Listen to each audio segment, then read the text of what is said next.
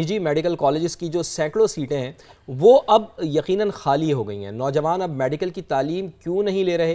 क्या नौजवान आईटी समेत दीगर मज़ामीन में दिलचस्पी ले रहे हैं या निजी मेडिकल कॉलेजेस की महंगी फीसें देना उनको कबूल नहीं है? सामिया सईद ने इस हवाले से रिपोर्ट तैयार की है, देख लेते हैं।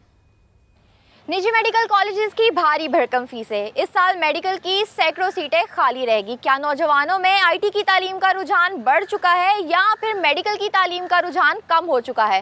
नौजवानों की इसके बारे में क्या राय है, आइए उन्हीं से जानते हैं। एक साल की जो फीस है मेडिकल की वो 30 से 35 लाख है। तो आजकल जो है जिस तरह के इकोनॉमी कंडीशंस चल रही हैं जिसकी वजह से लोग जो ये अफोर्ड नहीं कर सकते, तो इस वजह से जो है वो कौन 5 साल तक इन चीज़ों को जो है वो बेयर करे। जब मैं डॉक्टर बन रही थी उस दौरान इतनी ज़्यादा एक्सपेंडिचर्स थे जो कि अफोर्ड नहीं कर सकते थे, जिसके लिए हमें पेरेंट्स को अपनी प्रॉपर्टी जो है सेल करना पड़ी ताकि जो है वो मैं अपने एक्सपेंडिचर्स जो है वो कर सकूं।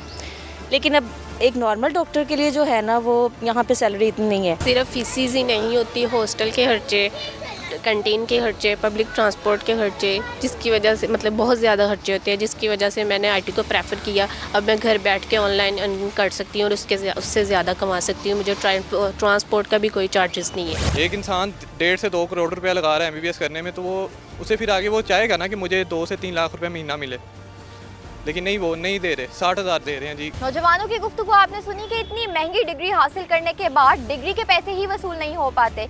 यही वजह है कि नौजवानों का रुझान आईटी जैसी डिग्रीज की जानिब ज्यादा है जिसमें अखराजात कम होते हैं और आमदन ज्यादा। कैमरामैन अहमद रजा के साथ सामिया सईद, समा, लाहौर।